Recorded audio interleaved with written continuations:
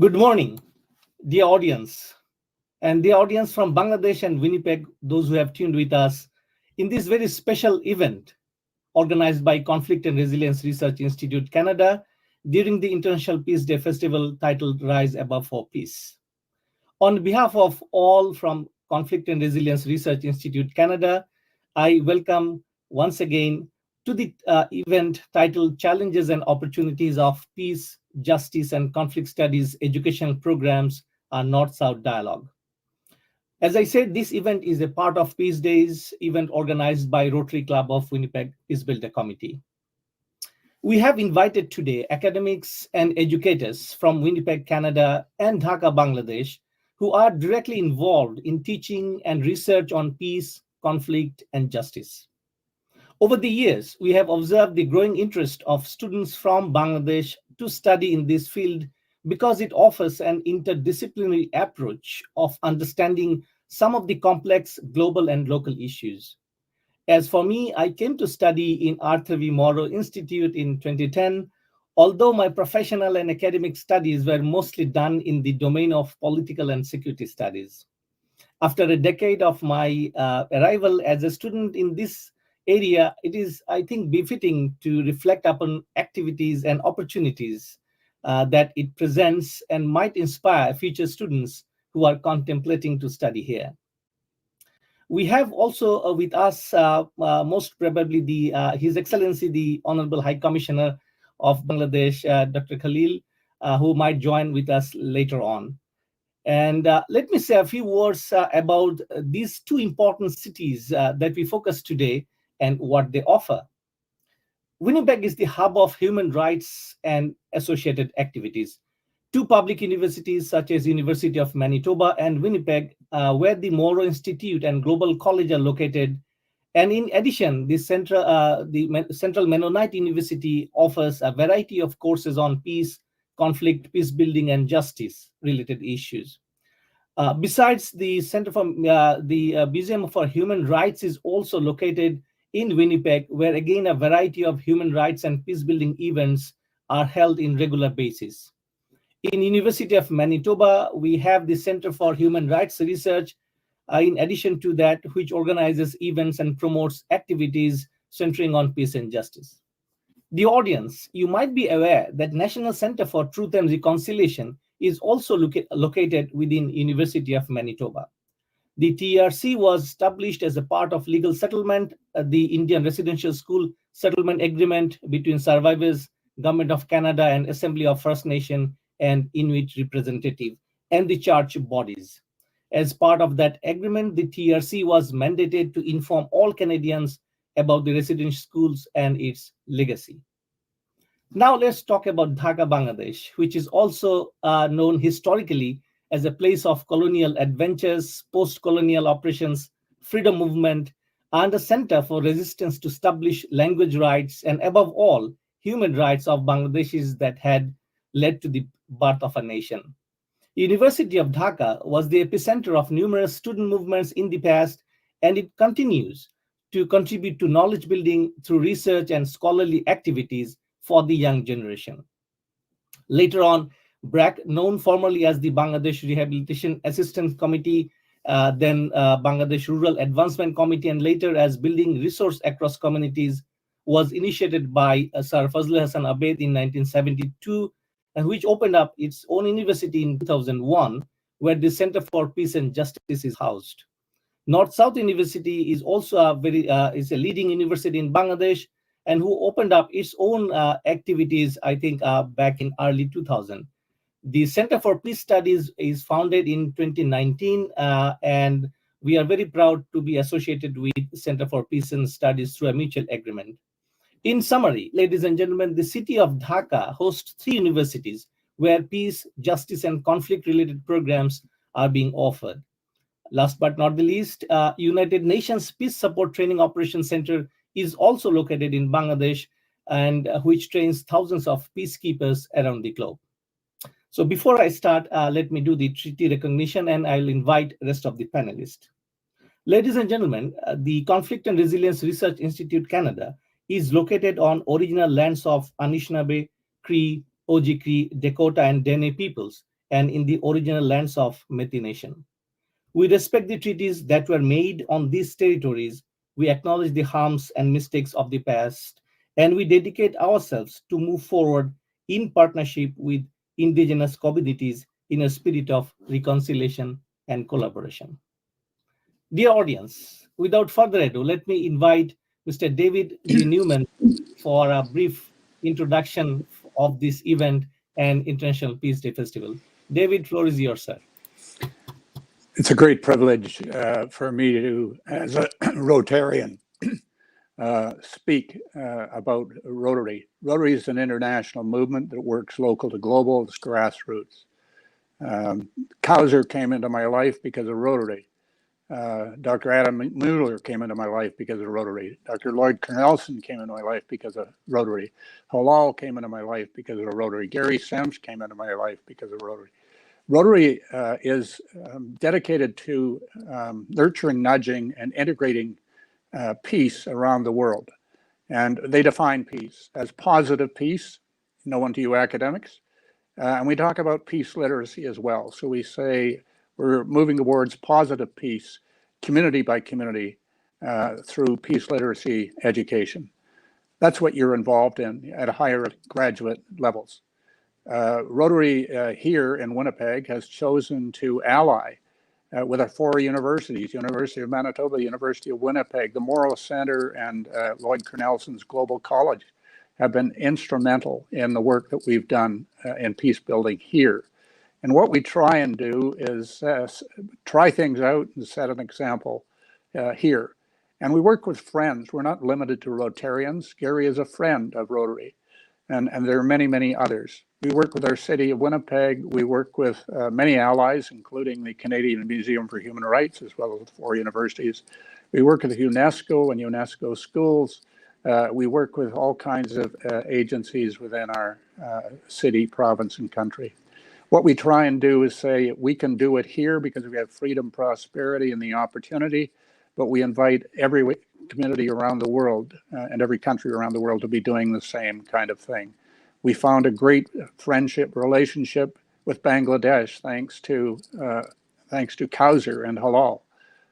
We see that kind of alliance working and moving forward together as more peace builders are educated, and then they go out and actually make a difference within whatever spheres of influence they choose for their future. One of the events that we have as Rotarians and Friends in Winnipeg is called Peace Days. This is a Peace Days event. This is how we disseminate and sow the seeds year-round of peace and positive peace and peace literacy. Right now, our theme is Rise Above for Peace, and that's rise above the challenges that we've had over the last few years and move forward stronger and better than ever before. Please check out our calendar at peacedays.ca, www.peacedays.ca, and check out the events. We got events continuing for the festival period. And one of them, for example, is September 30th, 7 p.m., involving the past president of the Canadian Bar Association, a First Nation man named Brad Regier, who is going to speak boldly about we as citizens can do in Winnipeg and Canada to make a difference towards reconciliation. But please check out the calendar and check out the list of events on that calendar. And anyone's welcome to participate, and most of them are free, and you're welcome to participate.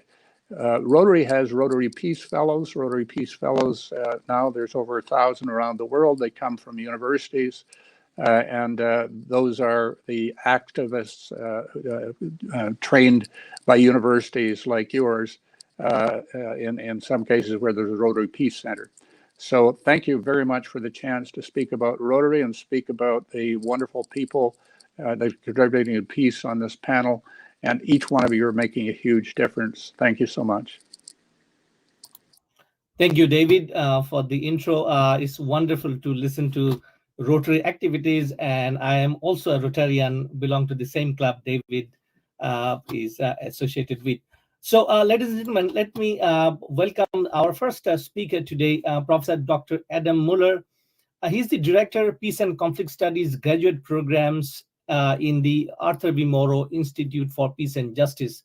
And his areas of specializations are representations of war, genocide, and mass violence, human rights, memory studies, critical theory, cultural studies, and museum studies. Professor Dr. Adam Muller is a very a good supporter of Conflict and Resilience Research Institute, and on this occasion we express our gratitude to you, sir, as well. Professor Adam, floor is yours, sir. Thanks so much, Khalilur, and I appreciate your invitation to be here today. It's nice to see everybody. Nice to see especially David and have some words from Rotary this morning. It's an organization I have great respect for. My wife was a Rotary exchange student in South Africa many years ago, and that experience changed her life. And also made it much easier for her to understand my South African parents. So there you go. Anyway, I was invited to say a few words about some of the challenges involved in peace education, and I'm doing so in a kind of limited way. And I just wanted to make clear what these limitations are at the outset, because I'm actually going to be offering some observations, but they're quite particular. They're particular to my own embeddedness in a kind of intellectual project that's more related to what I would call conflict studies than necessarily peace studies. So I think there's something about the relationship of peace and to conflict studies that's worth actually acknowledging when talking about challenges facing peace education. Secondly, I obviously run this particular program, and so most of my experience with peace education has unfolded in the context of work that I've been doing at the University of Manitoba. And so there is, if you like, a kind of terroir to my experience. It's rooted in this place and in the kinds of ambitions and desires of the faculty and students in this place. And so my sense of what's working and what isn't is also inevitably colored by that context. So I just want to be clear that, not that I want you to take my remarks with a grain of salt. I just want you to understand where they're coming from a little bit. That's all. So I kind of wanted to identify three maybe challenges, and I've got very clumsy category headings for them, but there are three that I thought maybe worth touching on this morning. I don't have the same amount to say for each of them, but I think, these, in thinking through what some of the signal challenges I'm witnessing and a part of, these were the three that kind of leapt out to me as categories. The first is I'm going to call the challenge of demand. And this is essentially the idea that any peace educator recognizes very quickly how much work there is to do, how much desire there is, especially amongst the grassroots, to do that work, and how few resources are actually available to support people in doing that work. And this includes available places within programs such as the one that I run. The fact of the matter is that admissions and the challenge of admissions has intensified in the 5 years that I have been running peace and conflict studies at the University of Manitoba. The average level of GPA and experience that we're now witnessing in students who are being successful in their applications for admission is going up. And what this means is that, and it's partly resource-based. It's always connected to resources, right? We can only bring in as many students as we can responsibly educate, but there's so many interesting people who apply to our programs, and we have such difficulty accommodating some of them, even though we want them very much. And the difficulties are sometimes not the most honorable difficulties, where we see somebody with a huge activist portfolio, for example, but they lack the right kind of GPA for the program. And you know that bringing this person in is going to make a world of difference to the kinds of conversations we're able to host and sustain within the program. But at the end of the day, these are people, especially if they're coming from far away, who because of the GPA won't be eligible for funding, or because of the GPA, you're going to have to make special cases to the faculty for admission and so forth, notwithstanding their demonstrable excellence in peace activism or peace work generally. So this is a difficulty. Supply of available students, interest in these programs far outstrips our ability to actually support people who need need this kind of education. And by the way, I'm not a half empty kind of person. I'm a half full kind of person. So at the end of the day, I see the supply problem as actually an invitation to develop curricular initiatives that work outside of mainstream degree programs, right? So I think there's real things that we need to be thinking of outside of the kind of program box that's represented by a program like Peace and Conflict Studies at the University of Manitoba that allows us to target some of these people who need support, need information, need education, need, you know, strategic intervention, but perhaps we can reach them outside of the context of a formal degree. I think insofar as there is a demand issue, I just mentioned briefly something that's come up within our program. I don't know how general this is, but I've talked to colleagues elsewhere, including at large schools like CRRIC at Notre Dame, and at George Mason, where I'm working with colleagues on a project involving the DRC right now.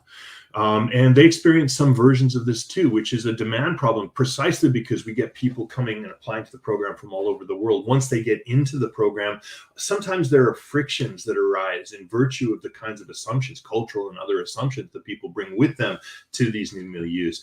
Resolving these tensions and disputes is something, frankly, if I have to admit it, we've done imperfectly well. But I think within each sort of moment of friction or tension or disagreement or dispute, we have an opportunity to rehearse some of the tools that we try to teach students about resolving conflict. And so there are, even within these kinds of challenges, opportunities for growth and advancement that I think it's important to acknowledge. Secondly, in terms of peace education, the second category for me is what I'm calling the challenge of interdisciplinarity. And again, anybody who's working in this field has run into this problem in one shape or form or another. Peace and conflict studies is an interdisciplinary field. But as I said, there is on its face an asynchronicity between at least parts of what's going on in what I'm going to call conflict studies and parts of what's going on in peace studies. And I use as an example, like something that throws into relief this tension for me is the issue of military intervention, because there is within peace studies a kind of reluctance, I think, at least these days, to embrace top-down solutions to violent conflict. And certainly there's hesitancy in the face of the inevitable violence that will occur in an armed intervention into a conflict. There are many kind of conflict studies scholars informed by IR and work that's going on in other parts of the humanities and social sciences who are much more interventionist in that kind of top-down militaristic sort of way. And what they run into when they encounter sort of like a lot of peace and conflict study scholars is the demand to stop, take a breath, and rethink how we're going to try and resolve the conflict, right? That this top-down, heavy-handed, militaristic or militarized response is actually sometimes called for, right? Maybe, but actually usually as a last resort, not as a first resort. But this question over how to intervene, when to intervene, how serious they are substantively to intervene. These questions pull apart in very different ways depending on whether you're kind of on the conflict study side or on the on the peace study side. And as somebody who works as a genocide scholar, when I'm asked, what my field of specialization is, I don't say English literature, I don't say cultural study, I don't say any of that. I say I'm a genocide scholar because, I spent the last 15, 20 years-ish studying the relationship between war and genocide, right? But that canon, the canons of work that I know that I've spent 15, 20 years reading and learning about, the people I meet at conferences, the people who get invited to keynotes at the conferences I go to, are not often. There is overlap, of course, but because it's interdisciplinary peace studies, right? But there's a different tenor to things in genocide studies, for example, and in formal peace studies. We don't talk about Jean-Paul Lederach particularly much in genocide studies. I think we should much more than we do, but we don't. And this has to do with some of the prevailing concerns that are circulating right now within genocide studies and prevention studies. And as I say, the concerns overlap, but they're not the same. How do we rationalize that as part of an education program? How do we make sense of it so that our students come out not with a bifurcated consciousness, but with an integrated consciousness when it comes to the relationship of peace to conflict? You can't understand peace unless you understand conflict, and I would argue you can't understand conflict unless you understand peace. So it seems to me there's vital intersectional work that needs to take place, but amongst other things, that intersectional work needs to be supported by a coherent methodological substructure. And we still see in peace and conflict studies divided methodologies, so much so that in fact the students who come through our PhD program and our master's program often take their methodology courses, which are required because we want our students to have them, but they'll take them outside of PACS. We don't often offer dedicated PACS methods courses. I think this is at least partly because we're not sure what such a course needs to be, or we're not sure in such a way that we could guarantee that people taking that same course over 5-6 years would get the same curriculum, right? Like, it's going to vary depending on the instructor, and it's going to vary depending on what their sense is of what the methodology of PACS is. And the methodological problematic is a deep one, partly because the methodologies in PACS, in peace studies, have evolved, I think, multiculturally and multinationally, but they still have deep roots in a kind of European political and moral sensibility. And although there has been work to decolonize peace studies approaches and the methodologies of peace studies, I think these have been driven, at least where we are, very much by very progressive work going on in Indigenous studies and the kind of work that has done to transform, for example, the ethics protocols that govern work on Indigenous peoples in this country. Well, all of this is filtered into the way peace scholars are working, but there's so much more work that needs to be done. So I think there is this prevailing need and a longstanding need for further decolonization of peace studies methodologies, which means taking seriously ideas generated in non-Western parts of the world. And I know there's a lot of lip service to doing work in non-Western parts of the world, peace work in non-Western parts of the world, but we tend, and there's practical reasons for this too, but we tend to be a little bit deaf when it comes to listening to expertise, and especially academic formal expertise from those parts of the world. We need to do a lot more of that. And I think the last point I'm going to make briefly, and I think probably schematically before I turn things over again, is just this final challenge that I wanted to identify. And this is, in a sense, the challenge of outcomes. Not in the sense that we're confused about the need for peace scholars and peace activists to work on preventing violence and supporting victims of violence. Like, we all understand that, I think, fairly clearly. But I do think there is a fundamental split in peace. Certainly, we experience it in our program, and I've seen it in other programs elsewhere, this fundamental split between the scholar and the practitioner. Now, for most of us working as scholars in this or related fields, we're both, right? Like, you can't easily tease apart the work that I do on genocide, for example, from my work on genocide prevention, because when I teach genocide, it's through a prevention lens, right? Like, and I'm assuming the same is true for peace scholars, right? We can't pull this apart. However, what I find is that students who come in here with a substantial practical outlook and activist background, they want different things from the program they receive than people who come in and want to be professors. Specifically, I'm finding a lot of demand for things like practical mediation training, which is not so much a scholarly interest as an applied or practical interest. The question then becomes, how do we satisfy both of these things given limited resources? And I think, again, for me, in my experience, the answer is, like, we do it imperfectly well. We need more resources. We need to be offering even more supports to students interested in the kind of variety of ways through a program. But understand, though, in terms of course offerings, what we make available, we do some practical training work. We have to. But we also are a program with a 50+% placement rate of our PhD graduates in academic programs. So we have a responsibility to those folks to make sure that they come out equipped to produce excellent scholarship, right? And that's just two very different jobs in some way. And it's a challenge. And I think students feel that bifurcation as well. I would also say there are other challenges in terms of outcomes having to do with growing unilateralism in the world. Like, there is this sense in which a lot of peace work, or our understanding of what peace work was enabled by that international system that made intervention reasonable and facilitated it through the United Nations and other organizations and so forth. And what we're seeing with this kind of emerging neo-nationalism, and especially the hard right versions of neo-nationalism, it's just harder to get into some places where there's crisis and do good. It's harder to reach people who need supports to provide them with the help that they need from afar, right? And all of this kind of stress and strain within the international system right now, I think, is a complicating factor in terms of understanding how we prepare our students as educators for doing peace work in the world. And then secondly, I would just say peace and conflict education, this is my final point, is not quick. It's a slow process. It takes time.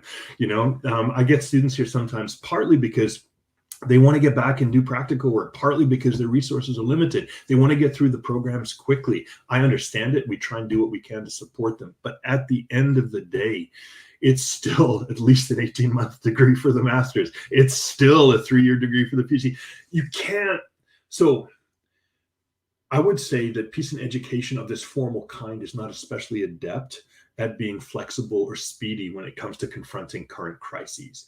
So what this means, I think, is that, again, we need to be thinking about peace education in a gear that includes options outside of the academic space and formal degree programs. We're more flexible and can intervene more quickly to the extent that we have informal or more informal modes of education available to us that we're able to provide workshops, seminars. I'm working on this program, as I say, in the DRC, which is training Francophone peace leaders within the DRC to then go on and train other people, right? We can do that quickly and fairly low impact and not a lot of money, but that's very different from offering degree programs to all of these people, right? So I think, again, thinking creatively and outside of the box is actually one of the challenges that I welcome in terms of the kind of peace work and administration of peace program that I do. But hopefully you found something in what I've said that strikes a chord or seems useful to you in some way. So thank you. Thank you, Professor Adam. I think it's a very well-rounded discussion about the challenges and opportunities that we are exploring today collaboratively. It's interesting that Professor Adam mentioned some of the, I would say, contemporary challenges, especially with regards to intervention approach in conflict, as we see Afghanistan as a case study. So let's move on and let me welcome now our second speaker in the line, Professor Dr. Lloyd Cornelson, and he's the Executive Director of Global College and Director of Human Rights Degree Program, Program Coordinator and Practicum courses. He played an instrumental role in developing and implementing the human rights degree between 2007 and 14. His primary concern throughout that odyssey, whether consulting colleagues locally or nationally or writing human rights global studies-based curricula, was providing a curricular bridge between high school and university programs, particularly for students interested in learning about democratic citizenship in a globalized world. And Professor Lloyd, floor is yours, sir. And let me know I'm ready with the presentation as well. Thank you. Yeah, thanks, Khalilur. Thanks for those kind words, and Adam and David, thank you for your words. And what I was reminded of again is that we tend to see the world from the places we are, and it should not be forgotten. And it needs to be stated that I was a high school teacher for many years, and I tend to see things from a very pedagogical place and point of view. And what Khalilur asked that I do is talk a little bit about the structure of Global College, how it came into existence, and then look at, amidst our very diverse degree programs, how we also serve as a pedagogy for peace in the world. So very briefly, Khalilur, if you've got the PowerPoint there, Global College. Global College was first established through the tireless work of Lloyd Axworthy. He was the president of the University of Winnipeg, and he established Global College his work in 2004. Lloyd Axworthy, or Dr. Lloyd Axworthy, for those of you who don't know, was Canada's foreign minister for many years in the 1990s. One of the first things we did, Khalilur, if you want to just go to the next slide.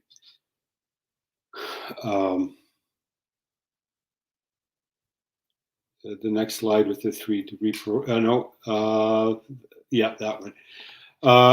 It was establish a BA in human rights. It's a process that took us 2004. I think we first opened the degree program in 2009. It took a long time. At the time, and I think it still is, the only undergraduate human rights degree program in Western Canada. And so it attracts a lot of students from across the country and indeed different parts of the world. Shortly thereafter, in 2010, 2011, we started talks with the Arthur Moore Institute, where the Institute Adam now heads on doing a joint master's degree in peace and conflict studies. And I think it was established in 2012, 2013.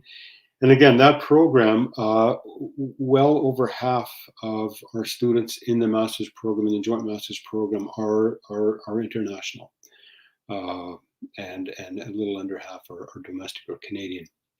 And then most recently, we developed the Masters in Development Practice, and that was put under the Global College rubric of departments 2 years ago. And it's a Masters in Development Practice, particularly specializing in Indigenous development and working with Indigenous communities in the province of Manitoba. Recently, what we've been doing at Global College is trying to sort of find the words or phrases that brings these very different disparate programs together. Adam talked a little bit about the interdisciplinary nature of peace studies, and it's inherent in all of these programs. And yet, what are the words? What is it that all of these programs have in common? And how does that inform a pedagogy of peace, international peace? And I think one of the things, quite obviously, that all three programs do, they're all committed to experiential learning. The BA in Human Rights, for example, makes it mandatory that every graduate of the program take a 3-credit course called Practicum Studies, where they work for up to 200 hours with an organization, domestically or internationally, related to human rights. And students there have the option to do an international practicum or domestic practicum. Then in the Masters of Development Practice, there are 2 mandatory practicums that students need to participate in, an international practicum and a domestic practicum. In the Joint Masters in Human Rights, although it's not a mandatory practicum, it's certainly an option. And so thinking about sort of, I've throughout my academic career, I've sort of had this commitment, this interest, compelling interest in experiential learning that we learn through working with people, in the case of peace studies, that are different from ourselves, with organizations that are working on common and shared problems. And there's a scholar that came to mind, and I would like to share some words of his, because they provide a rationale for what it is that we do in our practicums, a guiding principle, and I think explain why practicum and practicums are a pedagogy for peace. Now, it should also be noted, having said that, Global College is also very active in the community. For example, one of our most important community partners are the Rotary Peace Partners, headed by David Newman, the International Institute for Women's Rights, Manitoba Women working for Women of South Sudan. The list goes on and on. We're really actively engaged in the community. And so coming back to Kwame Anthony Appiah and some of his words, and I would like to read them and conclude with these words, because they provide the why. Working and living with people who are different from ourselves is maybe the most important aspect, or a compelling contributor to living peaceably in a very diverse world that is enriched by that diversity. So I'll simply read what's on the screen. The great lesson of anthropology is that when the stranger is no longer imaginary, but real and present, sharing a human social life, you may like or dislike them, you may agree or disagree, but if it is what you both want, you can make sense of each other in the end. In the day-to-day details of shared life, we discover the common, the humanity in the other. Next, conversations across boundaries of identity, whether they be national, religious, or something else, as conversations, metaphor or otherwise, don't have to lead to consensus about anything, especially not values. It's enough that it helps people to get used to each other. And then finally, contact between individuals of different groups must occur in a framework that meets a few important conditions. It must be in terms of equality, and it must be an activity where shared goals are pursued in context of mutual dependency, where the focus is on the what, the shared problem, and not the why, the values. So Khalilur, I think that's it in terms of the PowerPoint.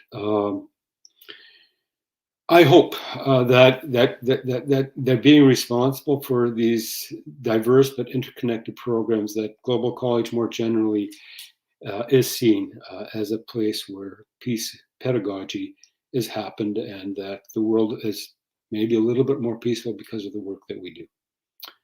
So thank you. Thank you, Professor Lloyd, for your presentation. I think it was very interesting to understand how it happens. Now, let me welcome our next panelists and speakers today from Dhaka University. And I would invite Professor Saifuddin Ahmed to lead the discussion as we agreed, and followed by Professor Dr. Rafiqul Islam. And as I said, I have a very humble connection with the department itself as a graduate there. And Professor Saifuddin Ahmed, please welcome and speak a few words about the program and its challenges and opportunities. Thank you. Thank you so much, Dr. Khalilur Ahmed and distinguished participants. It's my great privilege and pleasure to speak something on behalf of the department in this August session. So, as Dr. Khalilur Ahmed mentioned, that he is very well aware about the department and very much familiar because he has got his Master of Philosophy from this department. Thank you for inviting and including us in this platform. So, the Department of Peace and Conflict Studies is first in this kind in Bangladesh. Not in Dhaka University, but in Bangladesh. And in war and conflicting juncture of the world, in 1999, Professor Dalem Chandra Burman has introduced and initiated to open this department, a discipline. And I would like to proud to say that this is the first university and department who had been teaching undergraduate level in peace and conflict studies in South Asia. So there are so many schools and institutes teaching peace and conflict studies, but mainly at master's and research level. But ours one is the first in this region to teach undergrad level. And we are also happy to know that in Bangladesh, there are some leading and renowned universities like Nurset universities, Bragg universities, Bangladesh University professionals. They have introduced this discipline, and this indicates that there are high demand and hours and aptitudes from the people of this area to have academic knowledge regarding this issue. So this department has opened under the Faculty of Social Sciences in 1999, and we offer, at Professor Lloyd mentioned that we also offered both undergrad and master's level program. We offer PhD program. We also offer Masters of Philosophy, that is exclusively research program in this department. And we have a very well-designed curriculum. And you all know that peace as a desire comes from not only from individual, it comes from group level, it has a desire from state level, it has also desire from individual level. So we cover both all the level of courses and topics, so that we can fulfill the demand of all the clusters, individual, group, and state level. And you all know that conflicts, most of the people in Bangladesh asked me, or asked me, Dr. Rafiqul Islam also, that why peace and conflict? Why not conflict and peace? So why is this? So It is because you all know that peace is our goal. Peace is our desire. And that's why we have put peace first. But we cannot avoid conflicts.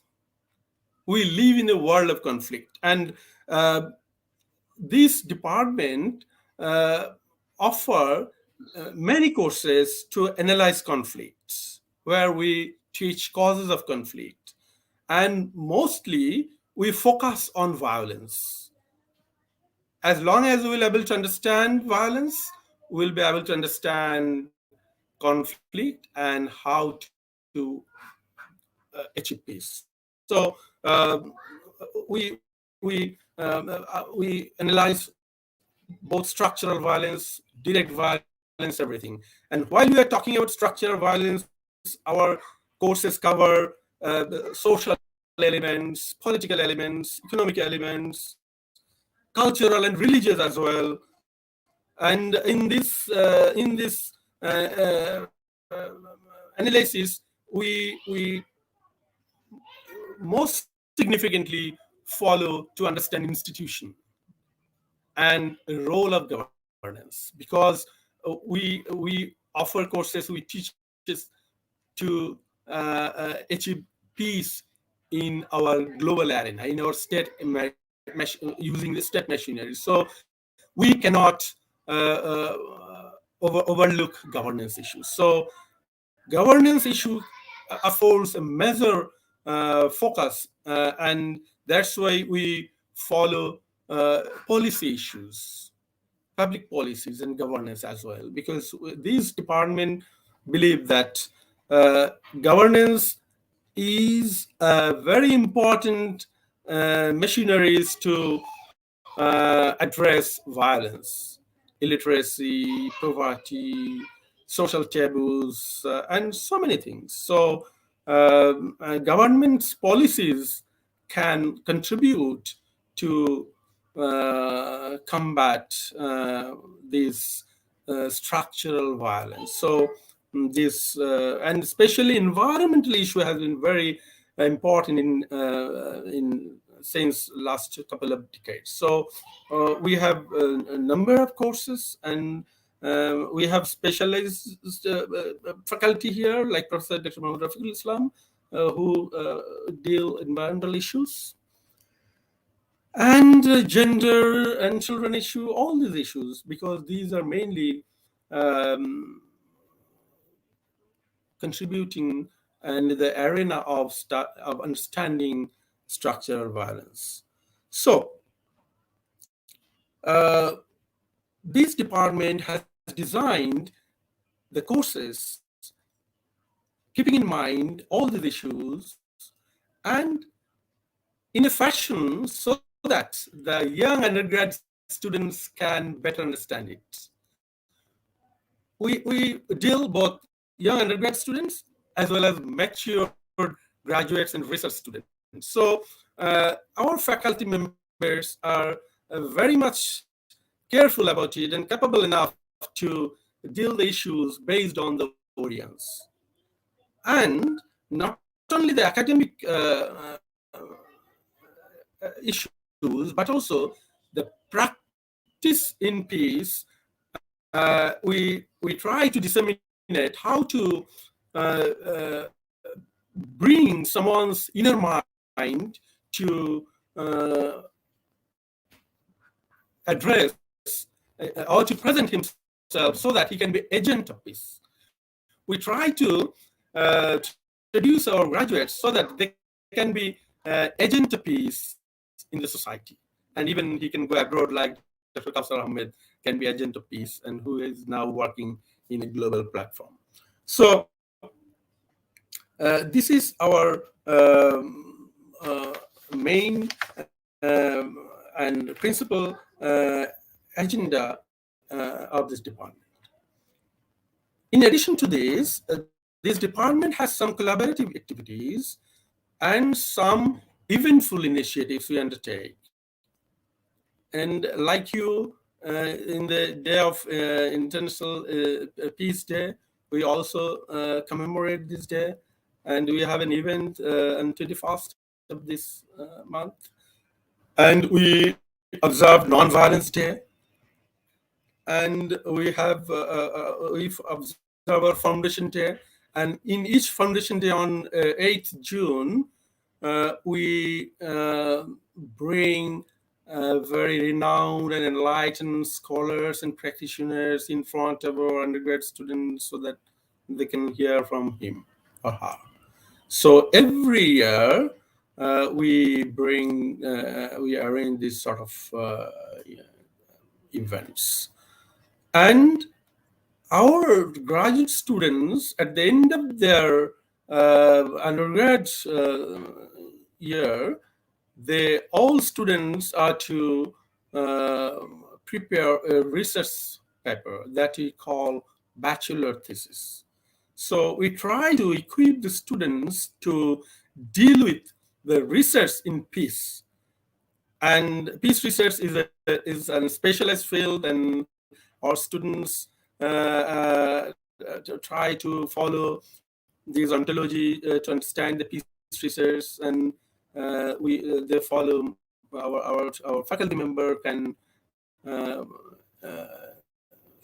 effectively deal both inductive and deductive approach by following theories of peace and conflict by empirical test and getting an empirical issue to test the theory. So both inductive and deductive approach, and even at master's level, that is a regular master's, in addition to masters of philosophy and other things, students, we choose students who are very good at research, who have interest in research. We give them to conduct rigorous research issues. Our faculty members have had contribution in the field of research. Our faculty members have specialization in peace building approaches, conflict analysis issues, and environmental issues, internally displaced people issues, and human rights issues also. So we have faculty members who are expert in many areas, and they can conduct research. And not only they supervise our students, but also they nationally and internationally in many renowned institutions they're involved, and they offer research, and we have some collaboration with institutions in home and abroad, and we do research over there. Yes, challenge. There is challenge always. Sorry. So there is challenge always, but mostly we face challenges to conduct research like Afghanistan issue, like issues, war in Syria and Iraq, and even in we have had a PhD student recently we have taken under the supervision of Dr. Rafil Islam, but the challenge is to visit Myanmar. The PhD students need, for the sake of a field visit, they need to move to Myanmar. But this sort of challenge, I think most of the disciplines like these faces, because we are not yet that much familiar as well as well-equipped to conduct research at the ground of war, at the ground of conflict. So that is one of the challenges I would like to note. There are some other challenges. You know that Bangladesh is, we have some cultural taboos, we have some social taboos. When we would like to work on some issues like religion, like gender, like human rights, so we face some problem. But I'm happy to say that our colleagues and students have already come to know the art, how to face this challenge and deal it. So I think in coming days, we will be able to overcome the challenges we are facing so far, and the department would like to contribute in this conflict-prone era, I would like to say, especially in South Asia, Southeast Asia, in left-hand side and right-hand side of Bangladesh, we see conflict, and we are affected by this sort of conflict. And I hope we will be able to deal with this issue from an academic point of view, from academic arena. Thank you so much.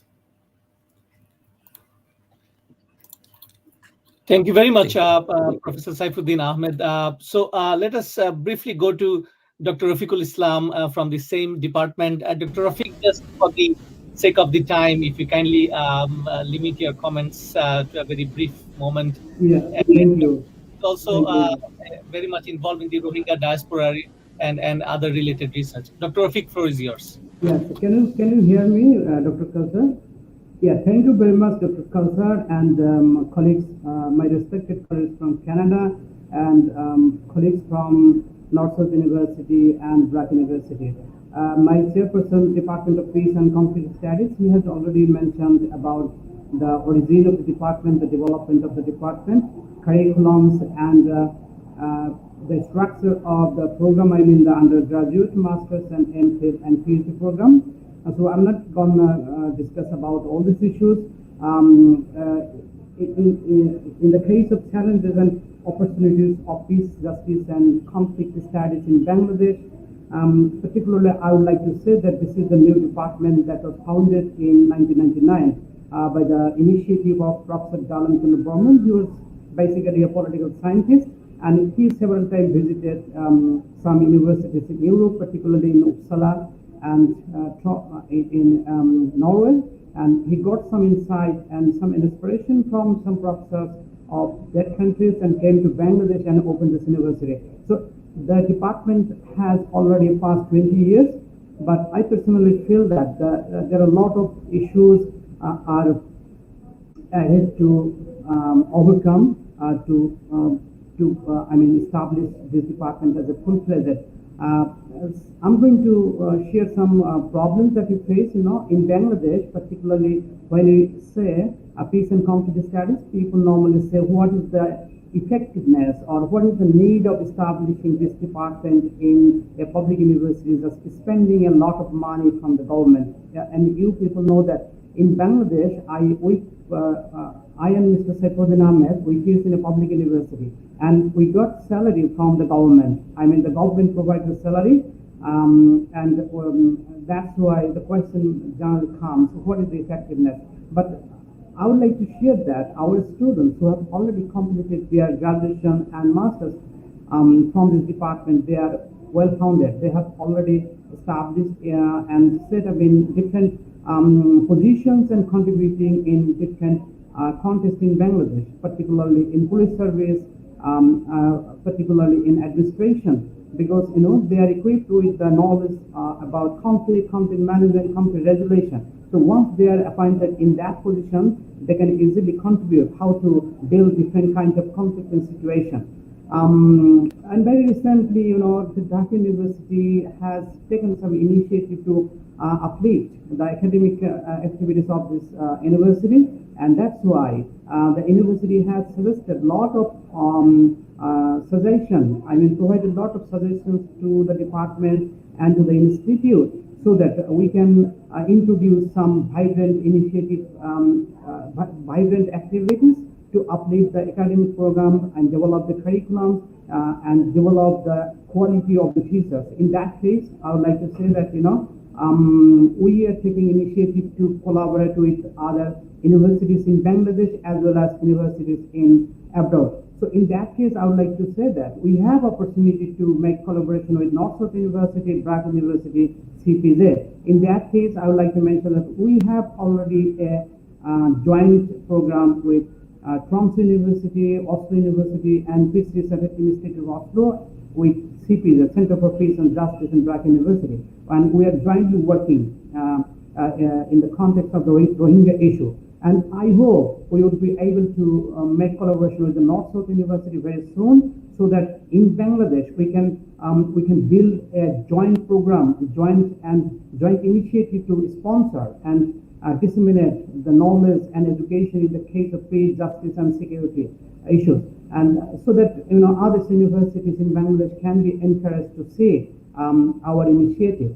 I personally say, and our university has also suggested and given us some direction to look for some renowned alumni who have completed their education. I mean, one particular program, maybe undergraduate, master's, MPhil, or PhD from that university, so that we can incorporate those faculty, scholars with our program, so that they can contribute, particularly in research and in disseminating some section of education, particularly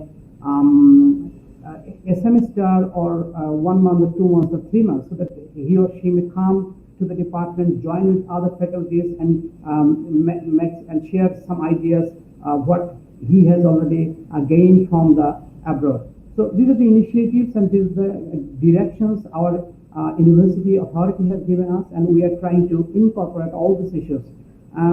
Our another challenge, most of the faculties are young, and they normally look for search for the better opportunities. So they actually, when they become equipped some knowledge regarding a particular topic, they normally go to the USA and other European countries for their higher studies. Sometimes they get better opportunities that they do not come back. In that case, our department normally face some problem. So these are the problems we normally face, and students, one of my colleagues, he has mentioned that the supply and demand is the most important.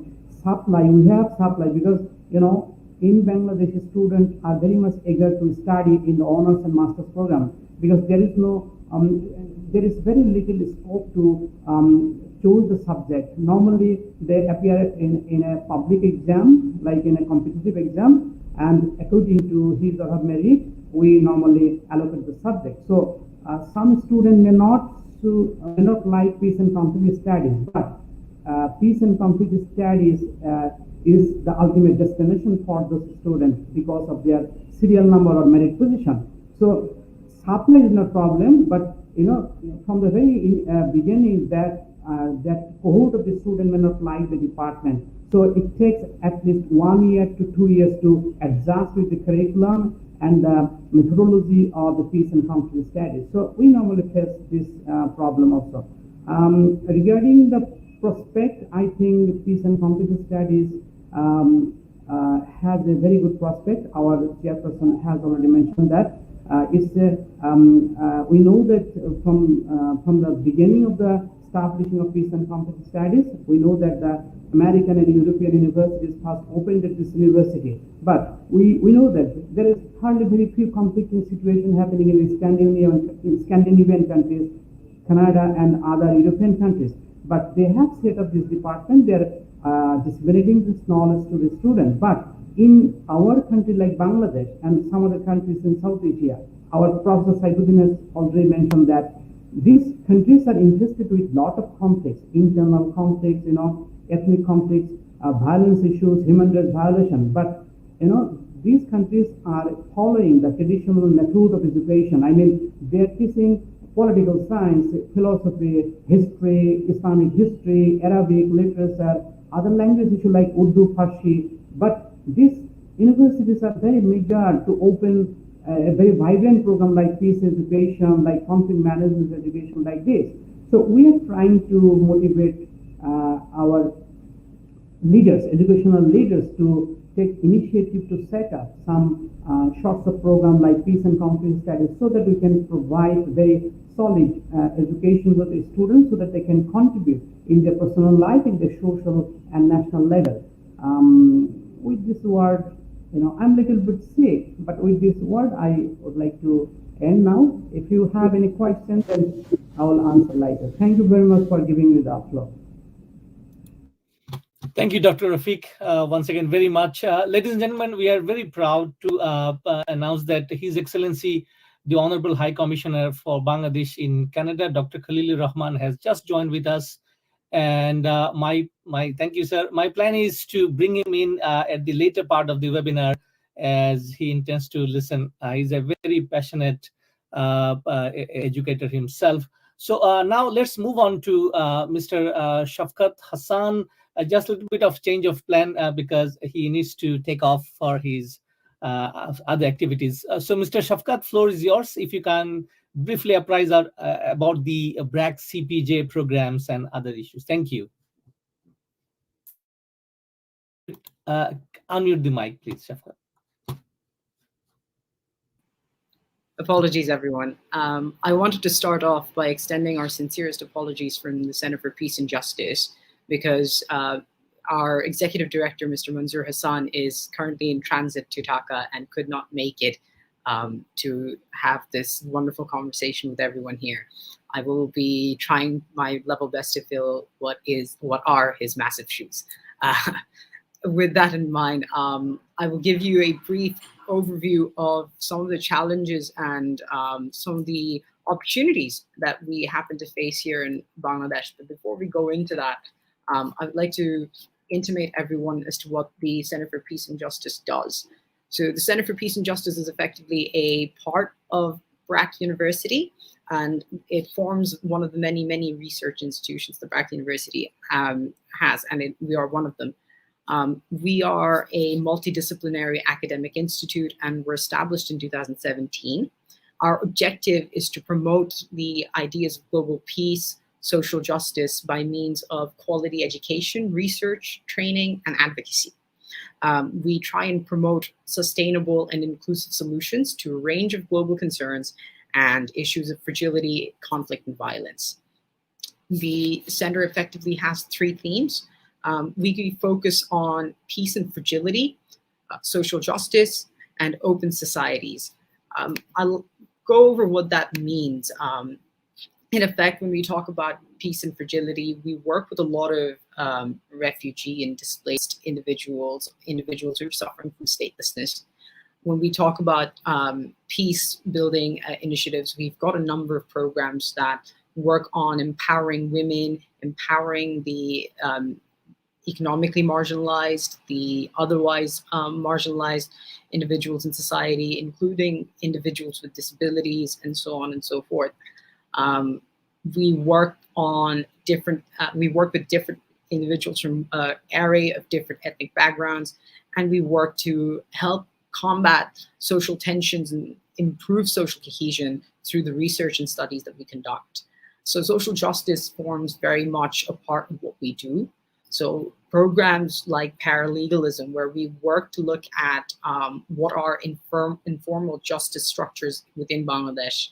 We have in the past promoted and executed studies on the access to justice, grassroots empowerment of individuals, legal empowerment, and a series of other things, including studies, legal-based studies into gender inequality and discrimination that is prevalent in Bangladesh.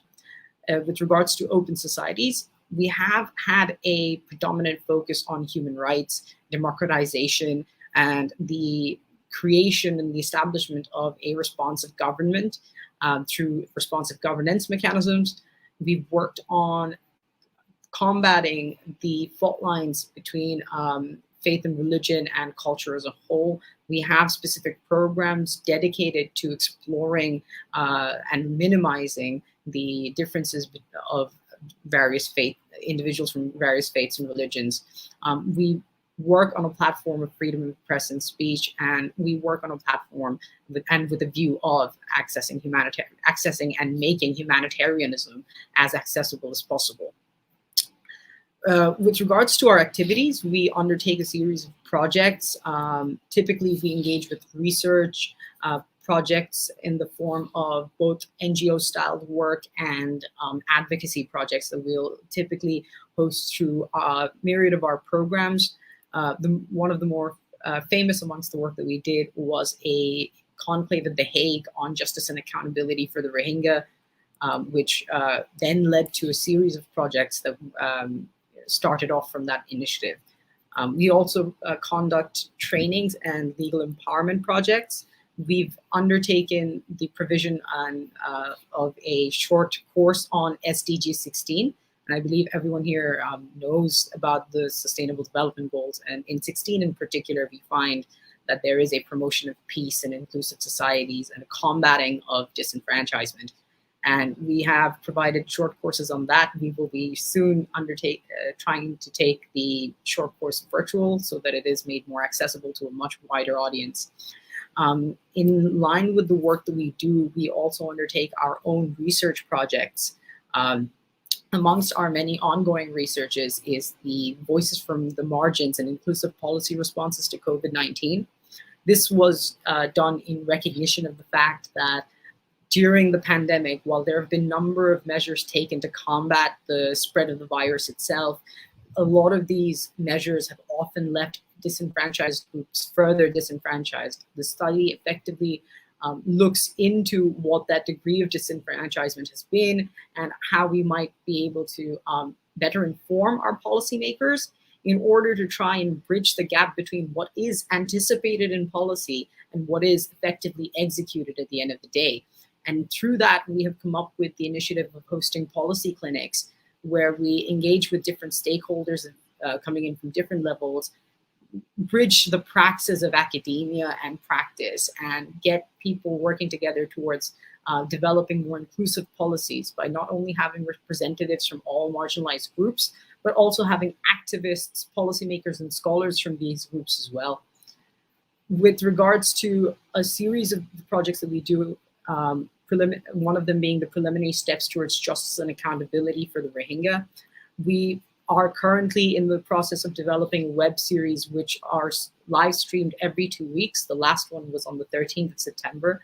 The objective of this is to intimate the world and our wider audience to what are accessible in terms of international justice and accountability for Rohingya people, but also just helping the world understand about justice and accountability by and large through existing mechanisms.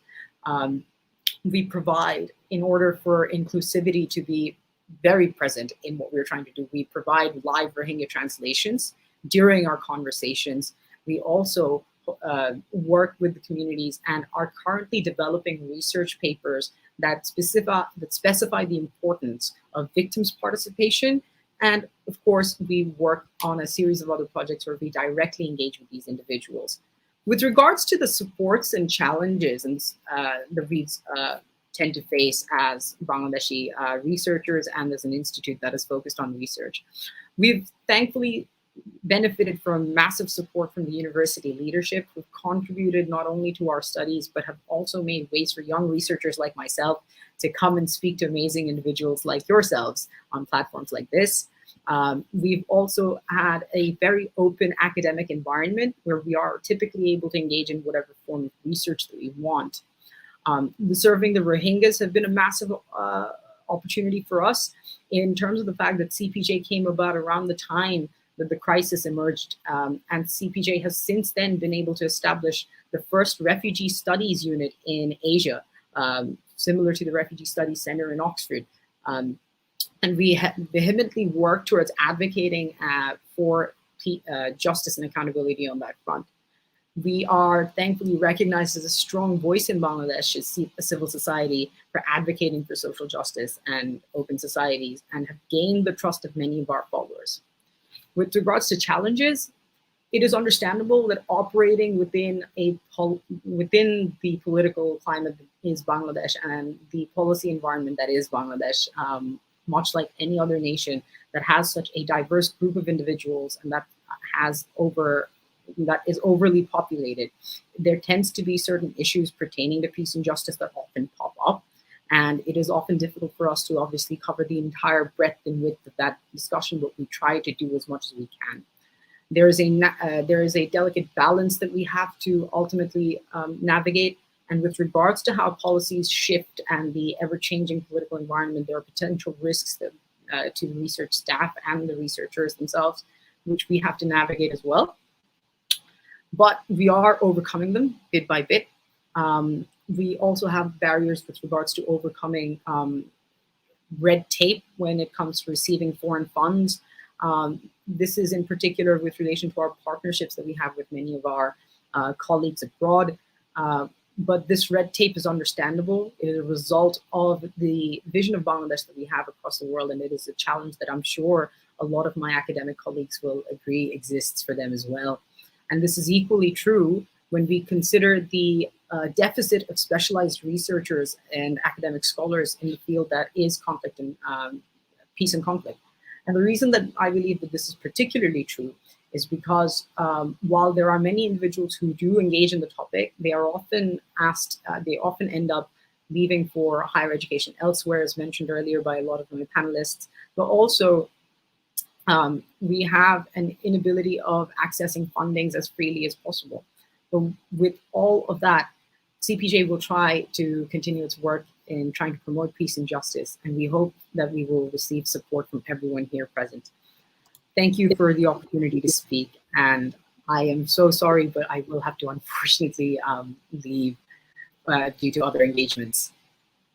Thank you very much, Mr. Shafkat. I would say we appreciate your briefing on Center for Peace and Justice, BRAC University. Dear viewers, we are at the last part of our panel presentation today, and now it's my privilege to invite and welcome Professor Dr. Tawfiq M. Haq from North-South University. He is the chair and Department of Political Science and Sociology. He is also the director of South Asian Institute of Policy and Governance. And he has a long experience of project development and management work with organizations such as UNDP, World Bank, DFID, JICA, and NORAD, and various NGOs and non-government organizations in Bangladesh.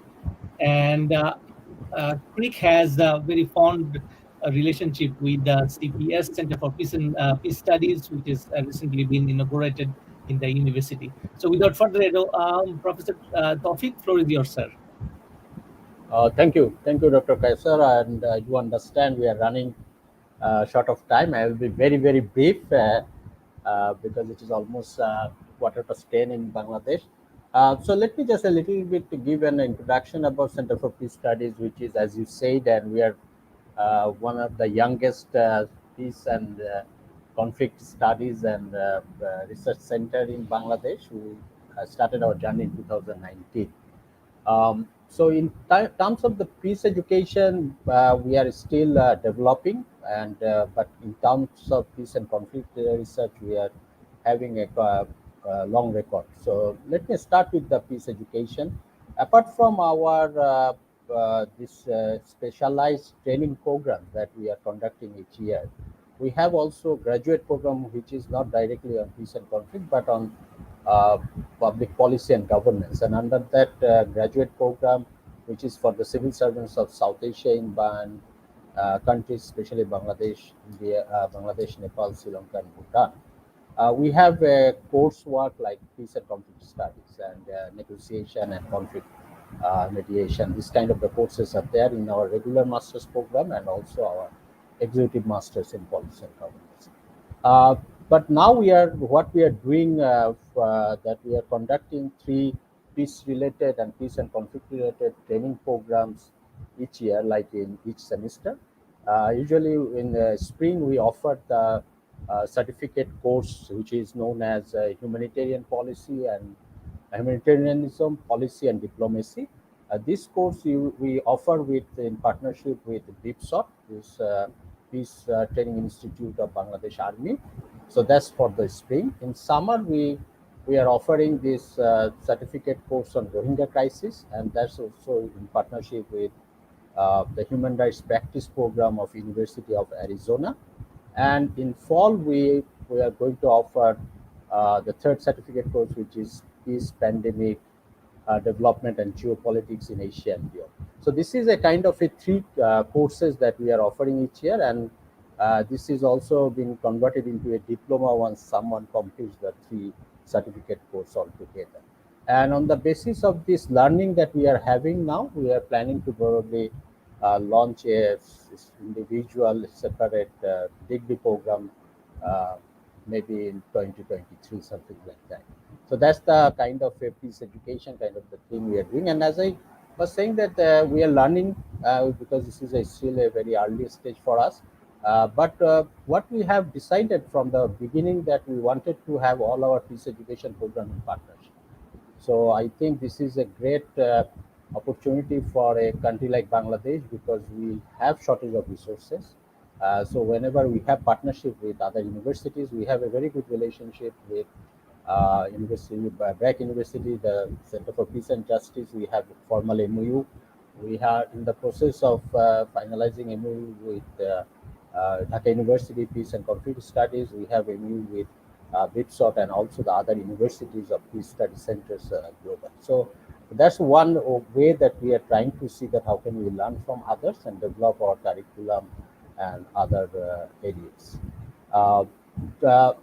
Another issue that I would like to give emphasis that in our courses that we are now conducting, the training courses and certificate courses and diploma, we made it more or less compulsory the field visit, like taking the students, whoever coming to the training course on this peace, diplomacy, conflict resolution, especially to the Rohingya camps. And it was fascinating that whenever we teach them in the classroom and then we taking them to the field in the Rohingya camps, they stay there for 3 to 4 days. And it's amazing that they can see the linkage, they can relate it, and we see that the learning becomes more and more pragmatic in a very way. So that's giving a kind of a more leverage that making this field visit compulsory for most of the students, and a few of them they cannot go. For them, there are alternatives, kind of the things that we propose. So this is the way we are conducting till now, and there are the diversified kind of a panels proposals that we invite, and I can see that even Dr. Kausar was one of our panel trainer and session. Dr. Khalilur was also, he was some of our training sessions in the Rohingya crisis.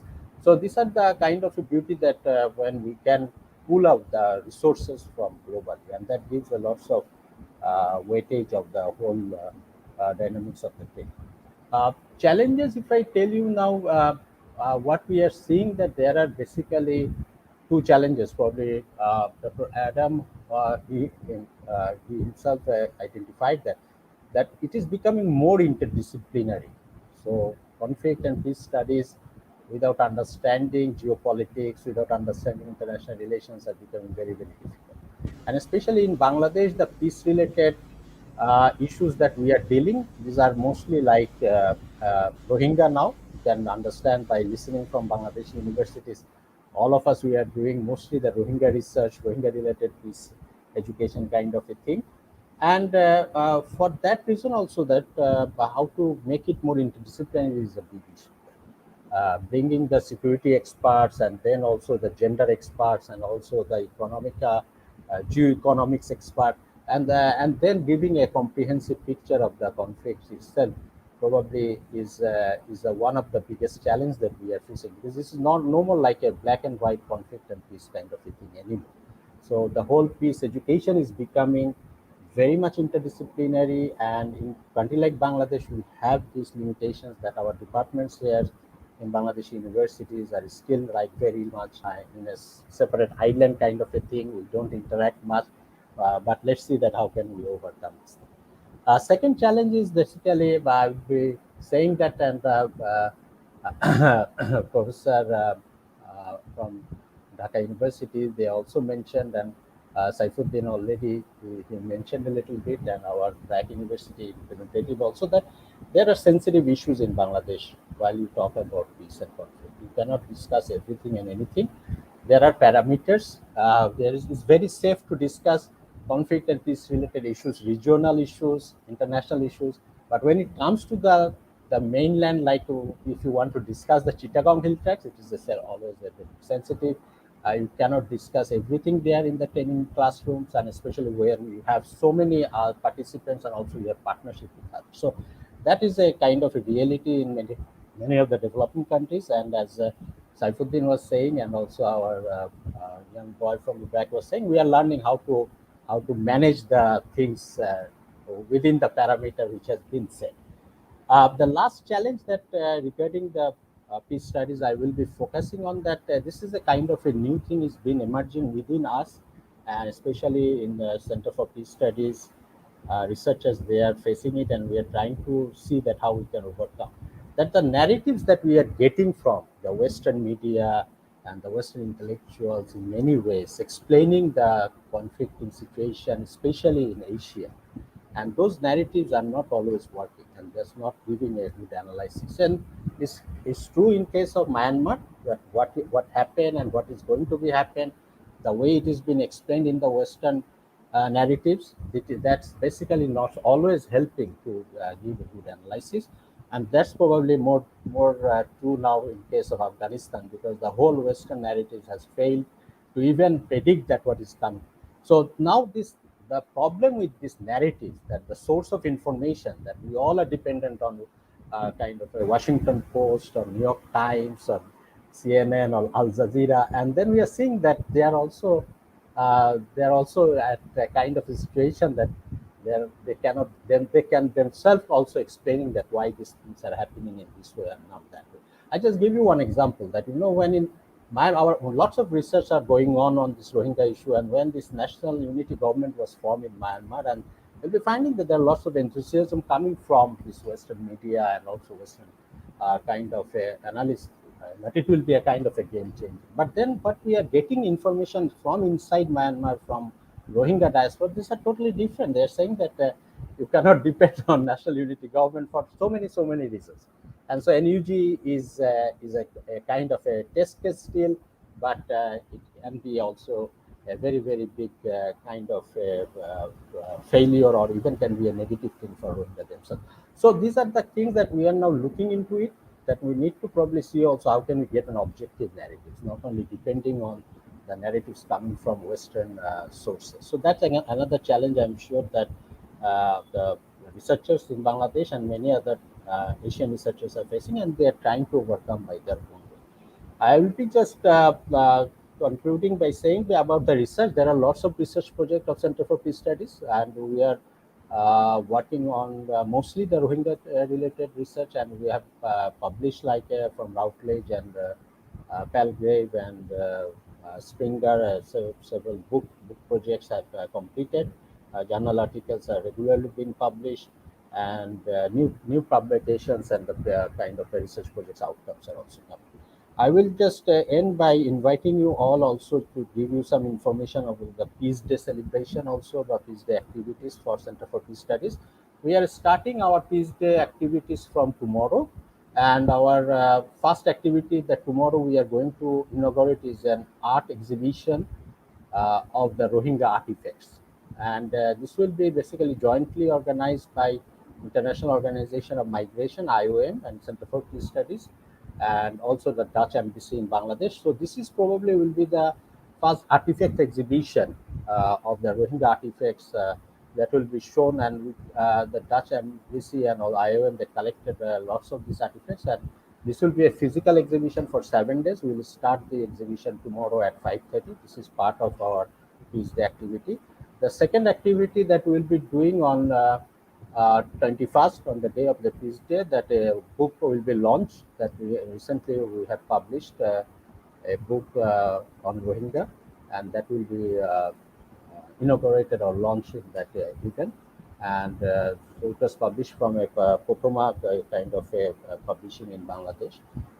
So some of the distinguished scholars will be joining, and on the day also we will have some other specific activities like peace rally and other things. So I would request you, if you are interested, you can visit the CPS website. All these activities, events are already posted there. You can find those things. And we are also organizing a very interesting, our second webinar on Afghanistan.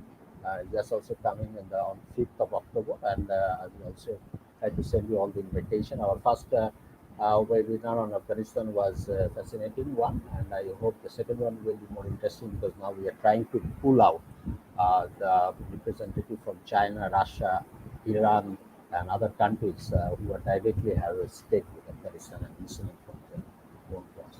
So with that note, I again thank CRRIC for organizing this event and invite you. Thank you, Dr. Sabir.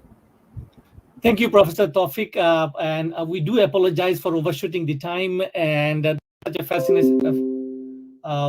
fascinating discussion that it requires some additional time. But I promise I would leave you within the next 10 to 12 minutes.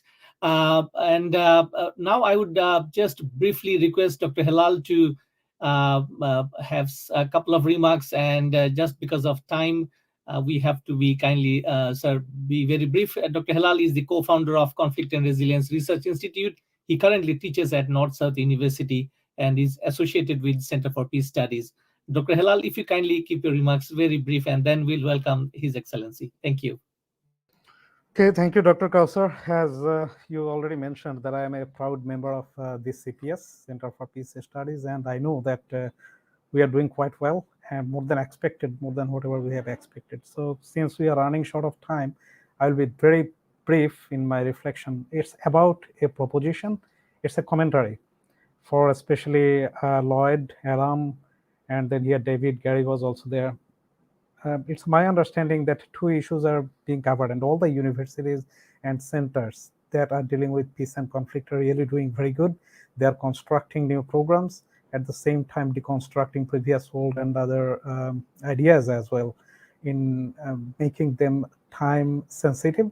That's a very good thing, and we are also trying to catch up with that practice everywhere in the world. We are trying to be global in every sense. But there are two things: resilience and reconciliation. These two issues are very important, and most of the time, especially I have seen some universities are working on that, and probably we'll have to do some work on these two issues even in the next 10 or 15 years. On that one thing that I see that there is a great prospect that we need to do, it's about volunteering studies or volunteer studies. It is my understanding that there is a great lack of this opportunity. None of the university except the NGOs, all over the world, NGOs are really dealing with volunteering jobs. There is a VSO, Voluntary Services Overseas, and other volunteering organizations that are really organizing all the volunteering activities everywhere in the world. But probably we can now make a good pedagogical link and bridge between the practice, advocacy, and activism. It's essential. I spoke to many people because I was involved in different kinds of volunteering when I was in Winnipeg, and still I am connected with different voluntary organizations, and it is a dire need for most of the activists, especially the volunteers who want to make real difference. They need something. It's an acknowledgement and recognition. They need recognition as well. At the same time, feel confident that we are special and specialized. We have a specialized training in volunteering. So probably Winnipeg University, Global College, Canadian Mennonite University, Manitoba Moral Center, I think we may think about something that we could develop with Center for Peace Studies, North-South University in Bangladesh, collaboratively, just to experiment on pilot basis, maybe for the first 2 or 3 years, whether we could develop diploma programs, then turn it to undergrad programs and then graduate programs. I think that would give a quite good boost up in peace education sector. Thank you. Thank you, Dr. Hilal. A wonderful proposition. Ladies and gentlemen, as promised, let us welcome His Excellency, the Honourable High Commissioner for Bangladesh in Canada. Dr. Khalil is a very passionate educator, having received his PhD in health sector, and he's currently the High Commissioner, as you are aware. I invited particularly him in this dialogue because he has some visions, and he already shared some of his visions. Sir, so would you be sharing some of your ideas today, sir, with our fellow panelists? Floor is yours, sir. Please unmute the mic, sir, kindly.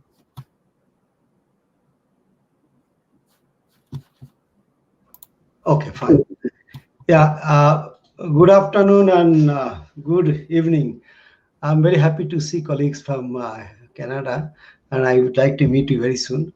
And good to see my competitors from Bangladesh. Hilal Mohideen, I don't know whether you are in Winnipeg or in Dhaka, but good to see you all. So I'll be very brief. I have to say that I'm the most illiterate person, participants in this webinar. So I definitely, I educated myself quite a lot. So thank you so much for your insights and these inputs. As Dr. Kausar said, I really like a lot of collaboration between universities in Bangladesh and Canada. Dr. Tawfiq is well aware of my efforts, and we managed to have some meetings between North-South University and some universities in Canada. I think since these are the academic issues, I think the universities should sort out the issues. And as High Commissioner, what I like to assure you that whatever we can do to facilitate the collaboration between the universities in Bangladesh and in Canada. I was basically passionate about having this double degree or joint degree between the universities for the Bangladeshi students.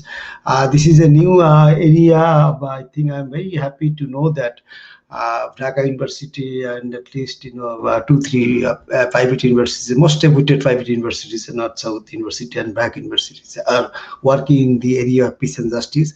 I would like to tell our colleagues from Canada, basically I'm a local like they are now here, that Bangladesh is founded on the principle of the peace building and peace promotion, and we are committed to achieving this SDG 16. We know we have a lot to do.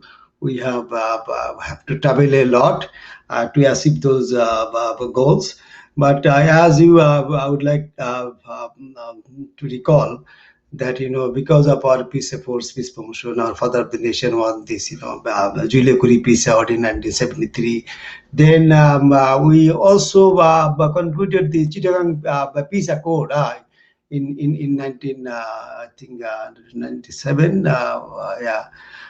Then Bangladesh is the pioneer for the UN resolution on the culture of peace. You all aware of our commitment to peace promotion and peace building. So I'm happy that our universities are working in these areas, and very happy to see that Dhaka University is going to collaborate with North-South University. So that is a public-private kind of I should say collaboration and partnership. But as High Commissioner, I like to see more collaboration between our universities in Bangladesh and in Canada. I know this is new program. I don't know whether the undergrad degree is being awarded by our universities in Bangladesh. Pending this synergy, quality assurance or ensuring the quality of our courses between Bangladesh universities and Canadian universities, I would like to request you at least those who are graduated from Bangladesh in the area of peace and justice, they can be supported by University of Manitoba and Winnipeg to easily pursue their master's degree. But as High Commissioner, I would like to see even that collaboration, that partnership should be even in the undergrad level. What I like to propose and I like to promote is that if there is undergraduate course in the area of peace and justice, the 2 years can be in Bangladesh universities, and the next 2 years can be in University of Manitoba or University of Winnipeg. So these are the sort of collaboration I like to see. And whatever synergy of the curriculum, courses, quality of assurance, so that can be definitely worked out between the universities in Bangladesh and Canada. So whatever I could do as High Commissioner, I'll be very pleased to do that. And I know there will be a kind of approval from my University and Commission for such collaboration. So being from the government, so I would like to assure that I will try my best to have that kind of support or approval from our University and Commission and Ministry of Education. So I don't want to take your time. So just my wish is that you collaborate in this area of work. This is very important for a country like Bangladesh and Canada, being a country known for rule of law, promotion and protection of human rights. So I think Canada should be a very good country for our Bangladeshi universities to collaborate with. So Dr. Kausar, so thank you so much for connecting me and asking me to attend. I feel privileged and honored. And one last thing, since CRRIC has this MOU with BCPS, so I would like both the centers to organize this kind of seminars, because Government of Bangladesh and High Commission here, we like to promote peace and justice. And one thing I like to tell you all, even from the center and High Commission is also sponsoring this, including a Canadian institute, that we are going to have a study on Rohingya crisis. I know many of you are involved in a number of studies in this area. So we would like also you to join in this study, in this assessment, which we are going to start soon. And that is mainly being done in search of peace in Myanmar, in Rakhine State, and so that the displaced people, this forcibly displaced Myanmar nationals now camped in Bangladesh or anywhere in the world can go back to their home state with security, safety, and dignity. So once again, I like to express my willingness to work with all of you. So thank you very much. Have a good day, and I think a good evening still. My colleagues, I know a bit late. Thank you. Thank you, His Excellency, for your kind words. And dear audience and respected panelists today here, Bangabandhu Center for Bangladesh Studies was inaugurated on 26th of March. And it is a research-oriented think tank, and it focuses research on Bangladesh-related issues. It has a cooperation with the Conflict and Resilience Research Institute, Canada, and it is going to undertake a major research in the near future. So, ladies and gentlemen, we are the last part of, I would say it is the concluding part of the session today. And before I conclude formally, I would like to also express my sincere gratitude to all the panelists today for coming in. And also, before I leave you, just two quick slides or information I would say to share with you. And this is regarding my involvement in a research publication with IGI Global. And I would just like to share with you that these particular publication has a lot of interesting, I would say intersectionality that you teach with to your students, and you can tap into the resources there. I just participated as a co-editor of a recent book where we spoke about multicultural education for the displaced people such as Rohingyas in Bangladesh and Myanmar. So that is a piece of information I thought I would share with you. And of course, I will further try to disseminate in your email. So as we conclude, ladies and gentlemen, those who are with us for last 1 hour and 37 minutes, thank you for your patience and energy, and especially my gratitude to all the panelists, Dr. Adam Muller, Dr. Lloyd Carnelson, David Newman, Gary Sant, Professor Tawfiq, Dr. Hilal, and finally, His Excellency, the Honourable High Commissioner. So wherever you are, stay fine and stay well. And please work for peace, because that is the only option we have for a peaceful world in the future. Goodbye. Until then, we see you again. Bye-bye. Thank you.